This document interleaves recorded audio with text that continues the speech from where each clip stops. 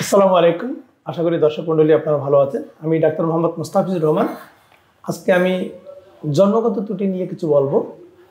আমাদের একটা ধারণা যে সকল বাচ্চাদের জন্মগত ত্রুটি থাকে, জন্মের সময় তাদের সেই ত্রুটিগুলো দেখা যাবে বা বোঝা যাবে বা শনাক্ত হবে, এবং বেশিরভাগ ক্ষেত্রেই তেমনই হয়। যেমন অনেক বাচ্চারই হাতে বা পায়ের যে আঙ্গুলের সংখ্যা থাকে তার থেকে কম বা বেশি নিয়ে জন্মগ্রহণ করে, যেটা খুব স্বাভাবিকভাবেই দেখেই বোঝা যায়।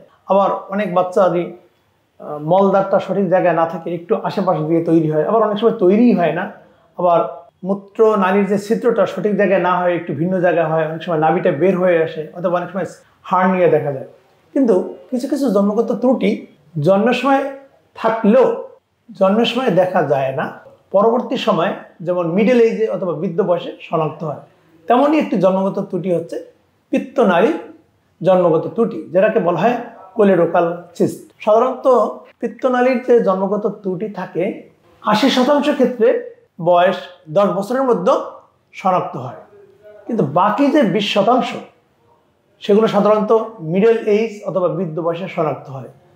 যখন পিত্তনালীর জন্মগত ত্রুটি থাকে, বাচ্চাদের সাধারণত পেটের ডান ভাগে ব্যথা থাকে, অনেক সময় চাকা হাতে ফিল হয়, এবং ব্যথা চাকা এবং পাশাপাশি অনেক সময় জন্ডিস বা জ্বরও থাকতে পারে। কিন্তু 20% ক্ষেত্রে যেটা বললাম মিডল এজ অথবা বৃদ্ধ বয়সে শনাক্ত হয়। ঠিক তেমনইভাবে আজকে যে রোগীর অপারেশন করলাম, ওনার পিত্তনালীর জন্মগত ত্রুটি আছে, যেটা এই 7 থেকে 8 দিন আগে শনাক্ত হয়েছে। পিত্তনালীর জন্মগত ত্রুটিকে কোলেডোকাল সিস্ট বলা হয়।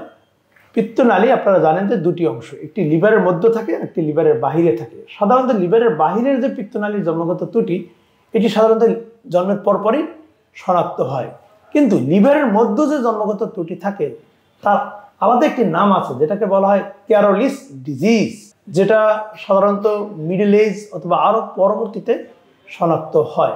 বিশেষ করে যখন শনাক্ত হয় তখন শুধুমাত্র এই কোলেডোকাল সিস্ট বা ক্যারোলিস ডিজিজের মধ্যে সীমাবদ্ধ থাকে না, আরও কিছু জটিলতা নিয়ে সাধারণত চিকিৎসকদের কাছে শরণাপন্ন হয়।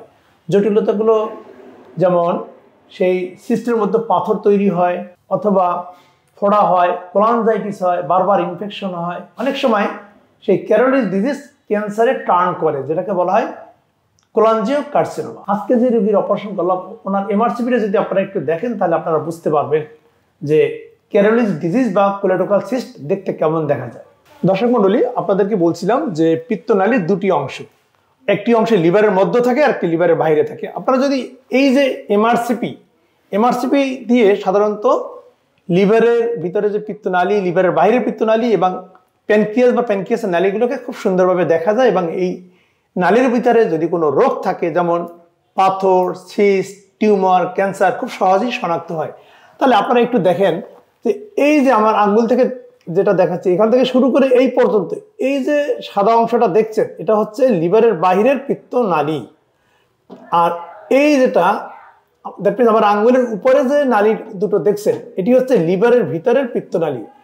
একটু খেয়াল করলে দেখা যায় যে এটি হচ্ছে লিভারের শেপ। দেখেন এই যে ডান সাইডের যে পিত্তনালীটা, অর্থাৎ লিভারের ডান দিকের পিত্তনালীটা স্বাভাবিক একটা পিত্তনালী, বেশ চিকন, হয়তোবা 2 মিলিমিটার হবে।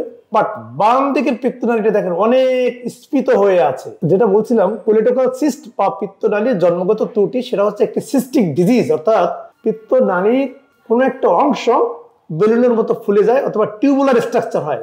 এই যেটা দেখতে পারতেছেন, যেটা অনেক মোটা হয়ে গেছে, এটাই হচ্ছে পিত্তনালীর জন্মগত ত্রুটি, যেটাকে বলা হয় ক্যারোলিস ডিজিজ। এবং আপনারা যদি আরেকটু খেয়াল করে দেখেন, এই সাদা অংশের মধ্যে ছোট ছোট কালো কিছু দেখা যাচ্ছে, এগুলো হচ্ছে স্টোন, এবং এই পিত্তনালীতেও একটা স্টোন দেখা যাচ্ছে। এই রোগীর 5 বছর আগে পিত্তনালীর একটি সার্জারি হয়েছিল। তখন মনে করা হচ্ছিল যে শুধু পিত্তনালীর পাথর ছিল, যেহেতু শুধু আল্ট্রাসাউন্ডের ভিত্তিতে তার অপারেশনটি হয়। আমি আগের একটি ভিডিওতে বলেছিলাম যদি পিত্তনালীতে পাথর থাকে অবশ্যই সেটাকে আরও বিশ্লেষণ করার প্রয়োজন, এবং সেই বিশ্লেষণ করার জন্য একটি এমআরসিপি দরকার। যদি আগের অপারেশনে এমআরসিপি করা হতো, হয়তোবা তখনই এই রোগটা শনাক্ত হতো। তাহলে আমরা দেখলাম যে লিভারের ভিতরের পিত্তনালীটা স্ফীত হয়ে আছে এবং তার ভিতরে স্টোন আছে, যে স্টোনের কারণে পেশেন্টের পেটের মাঝ বরাবর ব্যথা হইতেছিল, এবং মাঝে মাঝে মাঝ বরাবর ডান দিকে এবং পিঠের দিকে ব্যথা হইতেছিল, এবং মাঝে মাঝে জ্বর আসতো, এবং জন্ডিসও দেখা যাচ্ছিল। আরও কিছু সমস্যা ছিল যে তার ক্ষুধামন্দা দেখা দিয়েছিল। আলহামদুলিল্লাহ আজকে আমি এই রোগীর সার্জারি করেছি। সার্জারিটা কি আপনাদেরকে একটু সংক্ষেপে বলি, যে এই যে স্ফীত অংশ অর্থাৎ এই অংশটুকু কিন্তু লিভারের মধ্যে, আমি ঠিক এই অংশটুকু কেটে ফেলেছি। এই অংশটুকু কেটে ফেলানো অর্থাৎ লিভারের এই অংশটুকু কেটে ফেলেছি। আপনারা জানেন যে লিভারের দুটি অংশ, ডান অংশ বাম অংশ, অর্থাৎ এই যে ছোট ছোট দুটো নালী এটি হচ্ছে লিভারের ডান অংশের মধ্যে, আর এই যে মোটা বা স্ফীত যে নালীটা দেখতে পারতেছেন এটি হচ্ছে লিভারের বাম অংশ। আমি লিভারের বাম অংশটুকু কেটে ফেলেছি। কেটে ফেলা মানে হচ্ছে এই নালীটুকু চলে গেল, ভবিষ্যতে এখানে পাথর, ক্যান্সার বা টিউমার হওয়ার কোনো সম্ভাবনাই থাকবে না। অনেকেই প্রশ্ন করেন যে স্যার এই যে আপনি প্রায় লিভার কেটে আমাদেরকে দেখান, তাহলে কি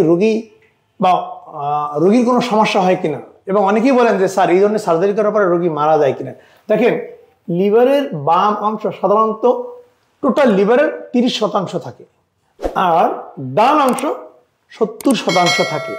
কিন্তু আমরা অনেক সময় লিভারের 70% কেটে ফেলি।